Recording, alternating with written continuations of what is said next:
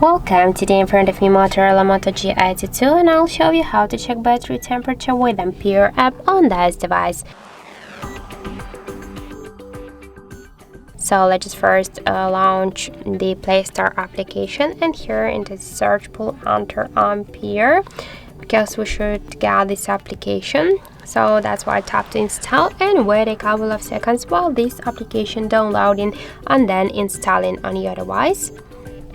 After that, just tap here to open the app and click yes, I agree, click close. After that, just on the left down corner tap OK, and here we can see the information with the temperature of our device battery. In my case that's 32 degrees.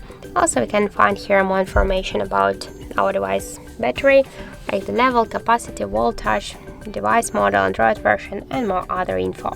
So that's it. Thank you for watching, and if you find this video helpful, don't forget to leave a like, comment, and to subscribe our channel.